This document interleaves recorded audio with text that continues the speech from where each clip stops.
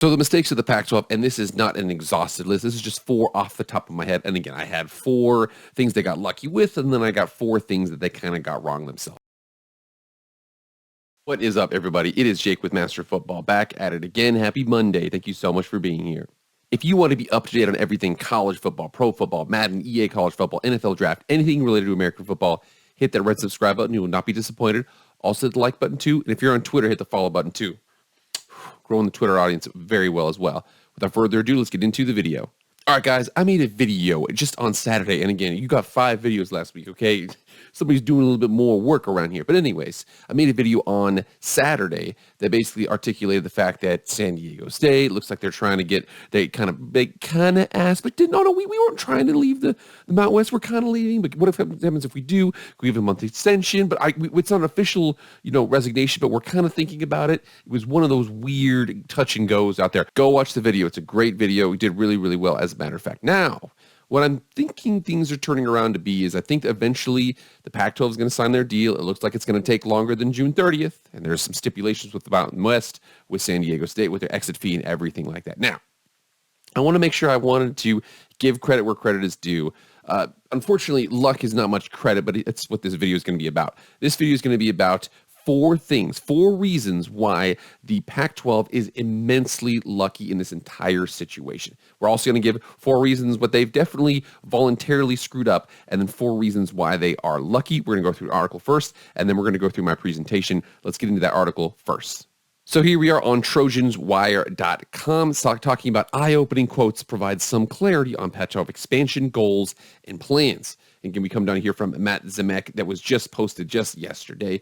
It says, a recent letter sent by San Diego State, the aforementioned one we talked about in the previous video, to the Mountain West Conference has reignited realignment talk. San Diego State didn't formally exit the Mountain West, but it made it clear it wants to leave. All eyes are on SDSU, the Mountain West, and the Pac-12, as well as the Big 12, in this instance, indirectly, I should say. Will a fresh round of realignment occur in the coming weeks? I suspect it will. It's now a real possibility since San Diego State has finally made its intentions clear. With San Diego State wanting out of the Mountain West, people in the college sports industry are turning to SMU as another school which could be on the move. SMU and San Diego State have long been rumored to be Pac-12 expansion targets. The obvious and most important question, where do the Mustangs and the Aztecs stand with the Pac-12 and its leadership team? Article continues on here. It says, we aren't paying much attention to the question of whether the Pac-12 will match the Big 12's dollar per school year number in the media rights deal. That story has been accompanied by a ton of speculation with no real way to know who is right or wrong. And again, I'm in the same spot here. It's totally a situation where a couple of years ago, the Big 12's stability was threatened by the Pac-12, and the Big 12 fans feel a certain type of way about it. Well, now it's the other way around, and it looks like the Pac-12 was threatened by the Big 12. And again, whether or not that's true or not, I'm not here to give validity to those situations. However, that was a long-running thing, especially if you go to Twitter and talk about Pac-12 versus Big 12. It's a huge situation between those two conferences. We have largely stayed away from that. Each new rumor about the dollar figure or whether Colorado might leave for the Big 12, that's all smoke. Again, same situation here. This report, however, on SDSU and SMU contains more substance. John Canzano, reporting at his Substack, talked to Pac-12 sources, and more specifically the members of the Pac-12 CEO group. This rates as legitimate news, not idle speculation or gossip. Quote, speculate all you'd like about number 3 and number 4, Colorado State, Gonzaga. I'm not sure it matters at this point. It remains a 2-school conversation, said SDSU and SMU. As a member of the Pac-12 CEO group told me this morning, I think it's fair to say there was a gap to number 3 and number 4, basically saying it's San Diego State, SMU, and then whatever Colorado State, UNLV, Gonzaga, whatever it is, Fresno State, there's a giant gap with that. So there you have it, folks. It's San Diego State and SMU well in front of everybody else. If SDSU does move to the Pac-12, which we're not guaranteeing, by the way, SMU should be expected to accompany the Aztecs. Whether or not these moves would be concurrent or sequential, Aztecs first, Mustangs second, remains to be seen. So again, the reports, and we've seen that report for some time, again, would be SDSU and SMU added into the Pac-12. They have all that. Dallas is a pretty easy integration because it flies direct for most of those spots in the Pac-12. So that's where we're at right now. Now remember here, I had my presentation. I'm going to go through all the reasons why the Pac-12 is lucky. I have 4 reasons why the Pac-12 is lucky. I also have 4 things that they've definitely 4 mistakes that they've made going forward. We're going to go through the mistakes first, and then we're going to go through each of the lucky items one by one. Let's get into it. So the mistakes of the Pac-12, and this is not an exhaustive list. This is just 4 off the top of my head. And again, I had 4 things they got lucky with, and then I got 4 things that they kind of got wrong themselves. Now, here's what we got. First thing is that the media rights deal is taking forever. And if everybody else knows this, this actually feeds into a couple other ones here below. But it basically, they're just taking forever with the media rights deal. Whether or not it's George Kliavkoff, who comes over from Vegas, he was kind of a Vegas kind of guy, not necessarily in tune with TV markets and college football contracts and this and that. He didn't handle it the best way he could, and naturally, it's just kind of taking a long time. With that, the lack of the sense of urgency, they've completely, no sense of urgency has lost the narrative for them to the Big 12 and Endeavor months ago. We're talking about Arizona. We also heard 4 corners, 4 corners, 4 corners. And again, media rights groups, they know how to sell things. 4 corner schools are going over. It's going to be Utah, Arizona State, and Colorado. They're coming over, so on and so forth. They're all going to leave the conference because they think that the Big Ten is also going to take Washington and Oregon. Actually, from what I understand now, the Big Ten and Oregon are, what's the term I want to say here, like 8th, 9th, or 10th on the Big Ten's want list. Number 1 is Notre Dame, and then number 2 through 7 or 8 is ACC schools, and then it jumps over to Washington and Oregon. So more than likely they're off the table there. But again, it was operating on the understanding of that. There was a lot of smoke and mirrors here and there. Arizona's going, oh well, Arizona State doesn't want to leave, but Arizona will. But Colorado's thinking about it. Colorado's got a special meeting that's going to happen here. Blah blah blah. Whatever the situation is, it sounds like I won't say it sounds like. It is for sure. They just lost the narrative. The media took it. They ran with it. Endeavor, Big 12, Brett Yormark, they are very, very savvy with their media abilities, and it was seen in their abilities, especially from a news perspective, over Kliavkoff in the Pac-12. And again, I think for the most part, I think that second point there, no sense of urgency, lost the narrative. I think that's because the Pac-12 never really thought that they were threatened by the Big 12. But unfortunately, I think that it's a lot closer than people would think, as many Twitter users will point out. The third point here, the lack of the sense of urgency has cost them many television slots they could have had they gone quicker. The Big 10 and the Big 12 have both wrapped up deals within the last 18 months. They took up many of the TV slots in their negotiations. So with all those slots that were taken up by the Big 10 and the Big 12, now the Pac-12 is sitting there like, what about the CW? What about streaming? What about this or that? So again, they've lost their lack of sense of urgency. The Big 12 was originally going to be going after the Pac-12, but they moved their deal up. They got it. They signed it. Everything's good to go there. And now, unfortunately, ESPN, we're thinking about CBS, NBC, Fox, all those spots that are taken up. The Pac-12 is going to have to kind of get creative with what they do here. Speaking into the next item here, and again, this is a very, very important thing with if they figure out streaming. We're going to forget about this whole media rights snafu in a couple weeks, couple years, because I think about this. Streaming options could be copied if they do it right. Very important there. But unless they knock this media deal out of the park in terms of dollars, and again, it's probably going to be maybe even a little less than the Big 12. I'm not really worried about that. It says, or a unique streaming options that other conferences eventually copy. If they're at the forefront of a streaming option and it turns out to be financially worthwhile, and everybody copies it, and they're the first one to do it, they might have a couple years there. Remember here, the ACC is sitting with their deal where they're behind the ball because they signed a super long-term, very safe deal. Whereas if the Pac-12 is a little aggressive, a little more creative, it could be worthwhile. However, if we get a standard deal similar to what the Big 12 got, maybe not necessarily in dollars, but just like a standard deal on here, tier 1 rights here, tier 2 rights here, tier 3 rights here, whatever it is, and it's just a normal deal, not a lot of streaming options, everybody's going to be like, all of that for this? You took forever? What the hell was wrong with you? That's the big mistake. Again, the 4 mistakes they made here with this. This also could be a couple other things here. And again, I encourage you to get in the comments and let me know all these that I did not list here, the mistakes that the Pac-12 made. But again, we're going to the 4 reasons why they are lucky, starting with number 1.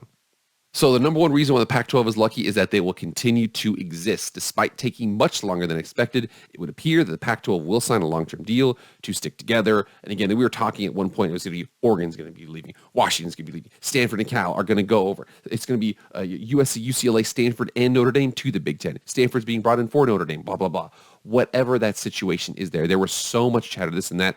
But again, with all of the chatter, all of the words, all of the videos, all of the media reports and leaks and here and there and inside sources and unconfirmed reports and this and that, it looks like they're going to stick together. Now, they could still, again, if you're in Vegas, you could still put money on that Arizona and Colorado leaving. You might be able to make money on that, maybe, but it does look like it's getting smaller and smaller and smaller in a chance that that's going to happen.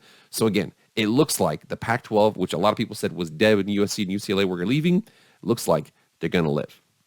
Number 2, and this one is absolutely gigantic, with you losing USC and UCLA.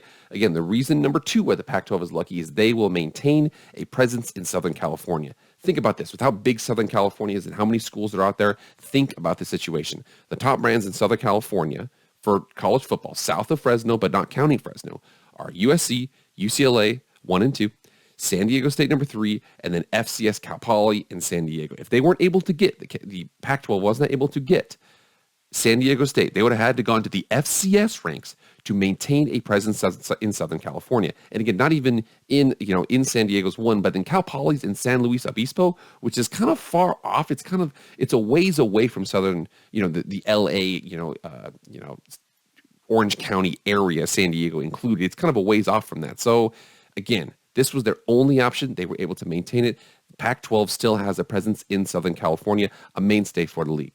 Reason number 3, and this is an absolutely huge one. Now, for the longest time here, the Pac-12 has been noted that the Pac-12 quarterback play is incredible. And for the most part, if you look at this year, DJ Uyunglele out at Oregon State, he was 4th in the ACC in touchdown passes. He realistically will be 9th, 10th, or 11th this next year in the Pac-12 because of how many good passers they have in the league. Now, with that, one thing that the Pac-12 hasn't been able to have is defensive linemen. And unfortunately, looked out west, there are not very many solid defensive linemen that they can recruit from, which is the reason why the SEC, the Big Ten, and all those kind of schools are able to outplay them. Again, the lack of D lineman play is something that hurts them. One big aspect of adding the presence in Texas is access to those defensive linemen. Now, again, it's North Texas as opposed to South Texas. Texas is actually very big.